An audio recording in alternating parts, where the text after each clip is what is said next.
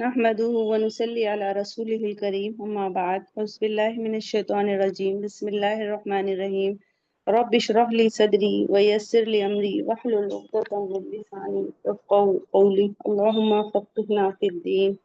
الحمدللہ ہم لوگ 40 حدیث لرن کر رہے ہیں، تو آج ہم لوگ حدیث نمبر 17 اینڈ 18 پڑھیں گے اور اس کو سمجھیں گے بھی کہ نبی صلی اللہ علیہ وسلم ہم سے کیا کہہ رہے ہیں۔ حدیث کو پڑھنا اور اس پر عمل کرنا نبی صلی اللہ علیہ وسلم کی اطاعت ہے، اور اللہ تعالیٰ کا ارشاد ہے وَمَا آتَاكُمُ الرَّسُولُ فَخُذُوهُ وَمَا نَهَاكُمْ عَنْهُ فَانْتَهُوا۔ اور رسول اللہ صلی اللہ علیہ وسلم تمہیں جو کچھ دے وہ لے لو، اور جس چیز سے منع کریں اس سے رک جاؤ۔ تو حدیث نمبر 17 ہے الغنا غنى النفس، اصل سخاوت دل کی سخاوت ہے۔ تو نبی صلی اللہ علیہ وسلم فرما رہے ہیں اصل دولت دل کی بے نیازی ہے۔ ہم اکثر غنا یعنی دولت کس کو سمجھتے ہیں؟ صرف مال و دولت، سونا چاندی، ہیرے جواہرات، بینک بیلنس، گاڑی بنگلہ ایٹسٹرا۔ لیکن نبی صلی اللہ علیہ وسلم نے ہمیں غنا یعنی دولت کا وہ مفہوم سکھایا ہے جو دل کو سکون دیتا ہے، نفس کو بلند کرتا ہے اور انسان کو اللہ سبحانہ و تعالیٰ کا سچا بندہ بناتا ہے۔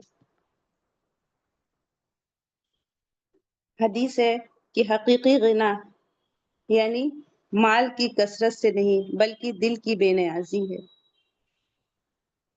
غنا کا مطلب ہے دل کی بے نیازی، قناعت، سکون اور خوشنودی۔ جو شخص دل سے مطمئن ہے وہ سب سے زیادہ رچ ہے، سب سے زیادہ امیر ہے، چاہے اس کے پاس کچھ بھی نہ ہو۔ جو شخص لاکھوں کمائے مگر دل بھوکا ہو، ہرس، ہوس، حسد میں جل رہا ہو، وہ سب سے بڑا فقیر ہے۔ سورۃ طٰہٰ میں اللہ سبحانہ وتعالیٰ فرما رہے ہیں وَلَا تَمُدَّنَّ عَيْنَيْكَ إِلَىٰ مَا مَتَّعْنَا بِهِ أَزْوَاجًا مِّنْهُمْ زَهْرَةَ الْحَيَاةِ الدُّنْيَا لِنَفْتِنَهُمْ فِيهِ وَرِزْقُ رَبِّكَ خَيْرٌ وَأَبْقَىٰ۔ کیا کہہ رہے ہیں اللہ تعالیٰ؟ اور نبی صلی اللہ علیہ وسلم جو بات ہمیں اس حدیث میں بتا رہے ہیں اس بات کو ہم قرآن سے سمجھیں کہ کیا بات ہے، اور دنیاوی زندگی کی اس بہار کی طرف آنکھیں اٹھا کر بھی نہ دیکھو جو ہم نے ان کافروں میں سے مختلف لوگوں کو مزے اڑانے کے لیے دے رکھی ہیں، تاکہ ہم ان کو اس کے ذریعے آزمائیں، اور تمہارے رب کا رزق سب سے بہتر اور سب سے زیادہ دیر پا ہے۔ تو یہ بات اور یہ حدیث ملا کے ہم دیکھیں تو ہمیں زیادہ سمجھ میں آئے گی بات۔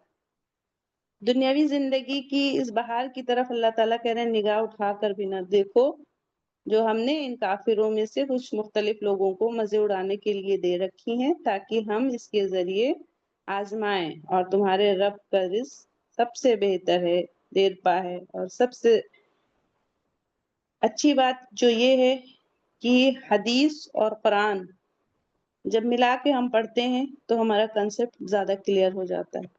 تو اصل غنا یہ ہے کہ انسان کم میں خوش ہو اور زیادہ کے لیے ترسے نہیں۔ دل کا غنی ہونا اللہ سبحانہ وتعالیٰ سے تعلق کی علامت ہے، اور دل بھوکا ہونا دنیا سے غلامی کی علامت ہے۔ جو دل اللہ تعالیٰ سے جڑ گیا وہ ہر در سے بے نیاز ہوگا۔ قناعت ایک ایسا خزانہ ہے جو ختم نہیں ہوتا، اور ہرس ایسی آگ ہے جو دل کو جلا کر خاک کر دیتی ہے۔ جن کے دل غنی ہیں ان کی آنکھوں میں عاجزی، باتوں میں سکون اور چال میں وقار یعنی سنجیدگی ہوتی ہے۔ True wealth is not in the bank but in the heart۔ دنیا میں جو کچھ ہے فانی ہے، اصل خزانہ وہ ہے جو دل میں ہے۔ ایمان، قناعت، صبر، شکر اور اللہ تعالیٰ کی رضا۔ ہمیں دعا کرنا چاہیے اللہم اجعل الغنا فی قلبی، اللہ میرے دل کو غنی بنا دے۔ سورہ یونس میں اللہ سبحانہ و تعالیٰ فرما رہے ہیں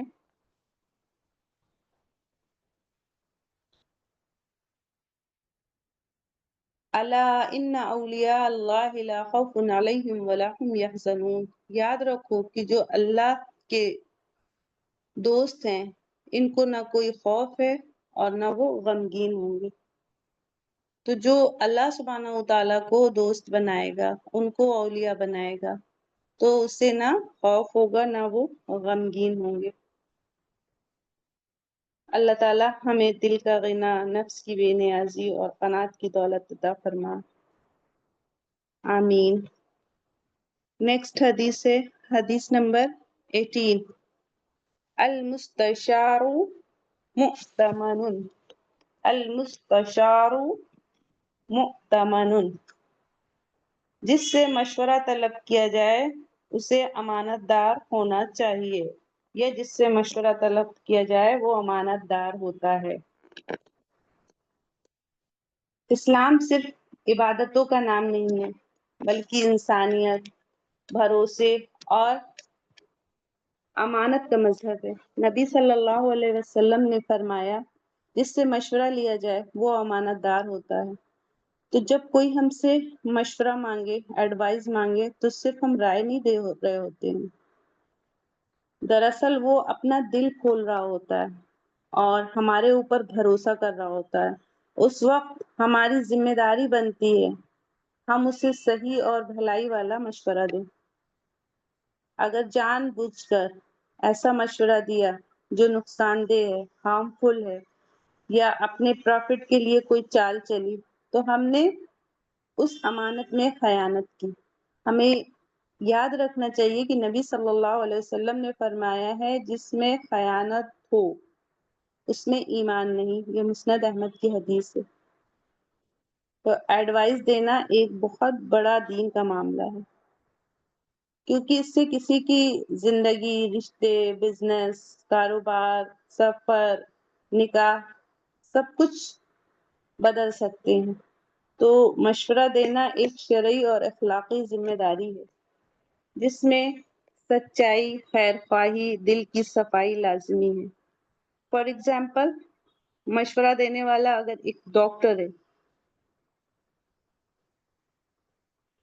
تو اگر وہ غلط میڈیسن دے دے تو مریض کی زندگی تباہ ہو سکتی ہے، اس کی جان بھی جا سکتی ہے، کہ اگر اس نے غلط مشورہ دے دیا یا غلط میڈیسن دے دی تو پھر تو جان ہی چلی جائے گی۔ تو مشورہ مانگنا اعتماد کی نشانی ہے، اور اعتماد توڑنا گناہ کبیرہ ہے۔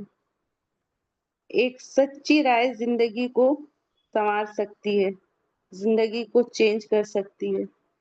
اگر علم نہ ہو تو ہمیں کہنا چاہیے کہ مجھے معاف کیجیے، میں اس بارے میں رائے نہیں دے سکتی، مجھے نہیں پتا ہے۔ یہی اصل دیانتداری ہے۔ قرآن کہتا ہے وَتَعَاوَنُوا عَلَى الْبِرِّ وَالتَّقْوَى، نیکی اور پرہیزگاری پر ایک دوسرے کی مدد کرو۔ سورہ آل عمران میں اللہ سبحانہ وتعالیٰ فرما رہے ہیں وَشَاوِرْهُمْ فِي الْأَمْرِ، اور ان سے معاملات میں مشورہ کرو۔ یعنی کوئی بھی قرآن حکم دے رہا ہے مشورے کا، تو کوئی بھی چیز ہو تو ہمیں مشورہ کرنا چاہیے۔ حدیث ہے مسلم کی الدین النصیحہ، دین تو سراسر خیر خواہی ہے۔ ہمیں کیا کرنا ہے؟ مشورہ دینے سے پہلے نیت درست کرنا ہے، یہ ہمارے کرنے کے کام ہے۔ اللہ سبحانہ وتعالیٰ سے دعا کرنا ہے اور سچ بولنا ہے۔ اگر نہیں جانتے ہیں تو خاموش رہنا ہے، یا کسی اہل علم کی طرف رہنمائی کرنا ہے جس کو ہمیں پتا ہے کہ اسے صحیح نالج ہے۔ اللہ ہمیں سچائی اور خیر خواہی اور امانت داری کے ساتھ مشورہ دینے والا بنائیے۔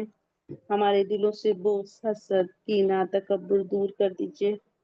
اللہ تعالیٰ جو کچھ بھی ہم نے پڑھا ہے سمجھا ہے اس کو پڑھنے میں سمجھنے میں اگر ہم سے کوئی کمی کوئی غلطی کوئی کوتاہی کوئی مسٹیک ہو گئی ہو اللہ تعالیٰ تو معاف فرما دیجیے گا ہماری اصلاح فرما دیجیے گا اور جو کچھ بھی ہم نے سیکھا ہے اس کے بہترین حصے پہ ہمیں عمل کی توفیق عطا کیجیے گا آمین وآخر الدعوانا ان الحمد للہ رب العالمین سبحان اللہ وبحمدہ سبحانک اللہم وبحمدک اشہد ان لا الہ الا انت استغفرک واتوب الیک سبحان ربک رب العزۃ عما یصفون وسلام علی المرسلین والحمد للہ رب العالمین